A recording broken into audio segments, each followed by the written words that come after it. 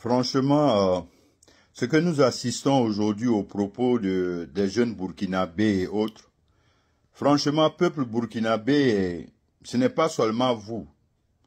Dans tous ces pays où il y a l'instabilité aujourd'hui, où il y a des coups d'État, tous ont le même langage. Tous regardent en direction d'Abidjan. C'est Alassane Ouattara. Les gars, je sais que vous ne réfléchissez pas beaucoup avec ce genre de comportement. Sinon, vous devez comprendre, chaque fois, quand il y a instabilité dans un de ces pays-là, ça augmente les problèmes de la Côte d'Ivoire. Parce que vos populations, en fuyant les guerres, en fuyant l'instabilité, se retrouvent tous en Côte d'Ivoire. Et ça change les plans de la Côte d'Ivoire. Parce que nous sommes en train d'investir dans notre pays. Quand les ressortissants de vos pays viennent s'entasser chez nous, nous sommes des humains, certes, mais ce n'est pas nous qui avons créé le désordre dans vos pays. Donc nous sommes obligés aussi de les recevoir chez nous. Mais comment, même si vous voulez faire de la politique, même si les gens vous disent des trucs jeunes jamais, vous devez comprendre, faites vos propres analyses. Comment vous pouvez vous asseoir que la Côte d'Ivoire veut que vos pays soient déstabilisés? Entre-temps, c'est la Côte d'Ivoire qui paye les frais. C'est nous qui sommes en face des responsabilités aujourd'hui de vos concitoyens qui viennent en tas, en des milliers aujourd'hui de toutes les frontières pour venir dans nos pays. Les gars, essayez de voir même. Vous avez vu notre dernier passage aux Nations Unies. Nous avons exposé le problème. Et bientôt, les Nations Unies n'auront pas de choix que de trouver la formule idéale pour nous. Vous avez dit que les Ivoiriens ont eu leur crise, c'est vrai, nous sommes allés dans certains pays limitrophes, mais nous étions un pays. Mais aujourd'hui, il y a combien de pays? Tous ces pays instables sont en train de venir où en Côte d'Ivoire? Alors, donc, vous pensez que nous ne sommes pas inquiets? Nous sommes sérieusement inquiets pour notre pays. Nous sommes inquiets pour nos parents. Parce que d'abord, il faut aider ses propres concitoyens. Nous sommes en train de travailler sur le social. Comment faire pour aider à soulager la vie de nos compatriotes ivoiriens? Pendant ce temps, vos peuples viennent en milliers aujourd'hui de nos frontières. Ça fait que nos militaires travaillent plus qu'ils ne travaillent, puisqu'ils font plus de gardes. Aujourd'hui, nous sommes obligés de trouver, de mettre beaucoup plus de militaires dans nos zones. Vous pensez que c'est pas de l'argent tout ça? Ça nous coûte. Ça nous coûte sérieusement de l'argent, les gars. Il faut que vous compreniez que vos désordres là, nous on a le prix à payer. Donc on va pas être ceux qui seront là pour vous souhaiter ça quand même. Hein? Pour quel droit? Puisque tout ce que vos populations subissent, c'est la Côte d'Ivoire qui est exposée. Regardez comment vos gars viennent aujourd'hui en milliers dans notre pays. Regardez aujourd'hui comment ils sont en train de gâter tous les plans, toutes les planifications de la Côte d'Ivoire. Mais les gars, l'argent qui est là, on ne fabrique pas l'argent, on cherche l'argent. On travaille pour l'argent. Donc tout le monde, à un moment donné dans un pays, les pays en voie de développement, les pays sérieux, tout le monde comprend qu'il faut avoir un budget pour faire face à des situations. Mais nous voulons avoir ces budgets pour faire face à autre chose.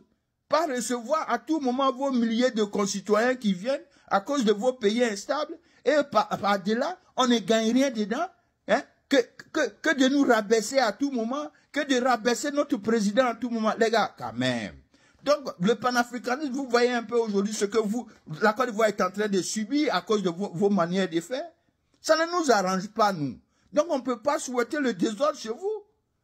Parce que vos populations aujourd'hui, quand le désordre comme ça commence, tous ceux qui ont un minimum fuient les pays parce que ils veulent garder leurs petits sous qu'ils ont.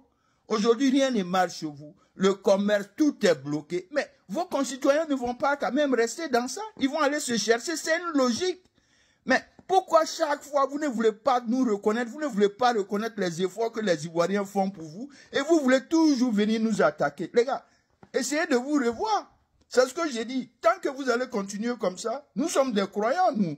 Même le bon Dieu ne va jamais vous donner l'occasion d'avoir le dessus sur nous parce que nous faisons trop pour vous et que vous ne voulez pas les reconnaître quand même, les gars. Changez un peu. On se lève matin, on voit partout la Côte d'Ivoire, Alassane Ouattara. Les gars, en ce moment-là, vous êtes en train de nous créer de sérieux problèmes.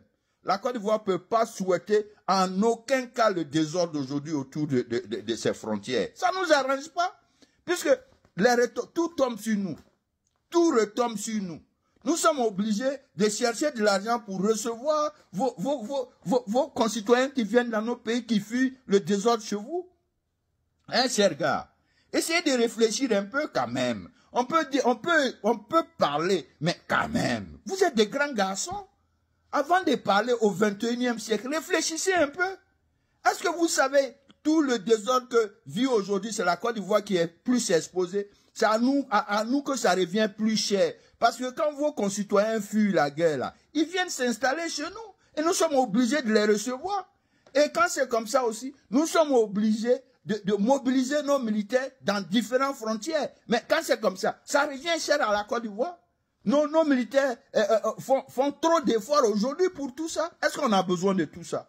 Mais si après tout ça, il n'y a aucune reconnaissance, vous êtes toujours là en train de nous rabaisser. Vous prenez toujours le nom de notre pays pour faire ce que vous voulez. Les gars, franchement, c'est pas bien.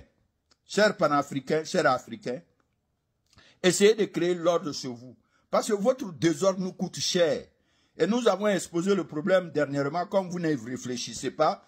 Bon, moi je sais que vous ne réfléchissez pas, tout le monde sait ça. Sinon, si vous avez suivi le message des Ivoiriens aux Nations Unies récemment, nous avons apporté à la face du monde entier. Parce que si on ne le fait pas, avec des gens comme ça, vous n'êtes pas reconnaissant, vous n'allez jamais reconnaître. Donc nous-mêmes, on a décidé d'aller exposer notre problème aux Nations Unies. Nous avons fait appel aux Nations Unies de dire quoi? Il y a un problème. Les milliers d'étrangers viennent aujourd'hui dans notre pays. On ne peut pas les chasser parce que c'est pas normal. On va dire que les Nations Unies, l'humanité, donc nous sommes obligés de faire, mais en même temps aussi, ça force nos plans. Vous pensez que l'argent que nous prenons pour vous nous occuper de vos gars, c'est ce qu'on veut faire? Nous avons nos propres compatriotes ivoiriens, nous avons nos propres concitoyens qui aujourd'hui ont aussi besoin de l'aide. Mais on va faire comment? De vous à moi, nous sommes obligés de faire le partage maintenant entre ces gens et nos concitoyens. Et ça ne nous arrange pas. Et ça ne peut pas aussi durer longtemps. Il faut qu'on trouve cette formule, cette solution. On ne peut pas faire tous ces efforts, tous ces sacrifices. Et chaque fois, vous venez nous accuser pour rien. Les gars, vous et nous là, on ne parlera plus jamais le même langage jusqu'à nouvel ordre. Nous sommes en train de travailler. Nous avons décidé de changer notre pays. Nous avons décidé d'amener notre pays à la terre promise. Donc, vos histoires de petitesse là, nous payons les conséquences. Vous faites vos coups d'État, c'est la Côte d'Ivoire qui paye. C'est la Côte d'Ivoire qui est exposée. À la Côte d'Ivoire, ça devient cher désormais. Alors, pourquoi les Ivoiriens vont donc souhaiter chaque fois le malheur chez vous? Ça ne nous arrange pas quand il y a malheur chez vous. Parce que quand vous créez ces désordres, vous êtes incapable de faire face, d'aider vos propres populations. Donc ils sont obligés de venir se chercher en Côte d'Ivoire. Et quand ceux-là viennent, il y a beaucoup qui font la magouille, qui prennent des documents ivoiriens. Quand on va les voir en dehors du continent, ils sont tous ivoiriens. Pourtant, ils n'ont rien à voir avec la Côte d'Ivoire. Les gars, Dieu même n'aime pas ça, chers compatriotes africains. Changez un peu, même si on dit, hein, les gars, c'est pas sérieux ce que vous faites. Franchement, vous nous fatiguez, vous nous abusez, vous abusez de la Côte d'Ivoire, les gars. C'est pas bien. Et on ne mérite pas ça. À chaque fois, vous êtes en train de rabaisser notre président. Alassane Ouattara a dit le nom de quelqu'un un jour pour dire qu'il n'a qu'à quitter son pays. Vous avez vu un discours venant du gouvernement ivoirien pour dire que tous ces gars qui viennent aujourd'hui en train de fuir la guerre n'ont qu'à quitter notre pays. Nous sommes obligés de les recevoir. Mais vous pensez que ça nous arrange ou bien quoi? C'est ce qu'on dit. Quand vous prenez les décisions, quand vous avez des comportements dans vos pays, c'est nous, on paye toujours les frais. Hein? Vous avez vu la sortie de Issouf Ndour la dernière fois parlant des artistes. C'est ce que j'ai dit. Vous voyez un peu la gravité. On n'engage pas un combat ensemble. On n'a rien ensemble. Vos combats là, ça ne nous profite de rien. Au contraire, ça nous appauvrit et ça rend encore la vie difficile pour nos compatriotes ivoiriens. Donc, comprenez un peu cela, les gars. Depuis que vous parlez là, vous avez entendu la voix d'Alassane Ouattara pour dire que tel ressortissant n'a qu'à quitter mon pays. Les gars, soyons sérieux, hein. Les gars, même si on dit soyons sérieux, ok? Les gars, arrêtez un peu, chers Africains, arrêtez, c'est pas du tout bien ce que vous faites. Non, sérieusement, ce n'est pas bien. Comment on peut expliquer ce phénomène-là? Le désordre chez vous nous coûte 2 fois plus cher, vous ne savez pas? Puisque vos concitoyens fuient la guerre. Quand ils fuient là, on doit les recevoir. Leur pays d'accueil devient automatiquement la Côte d'Ivoire. Vous pensez que c'est gratuit? Vous pensez que quand c'est différent, vos populations viennent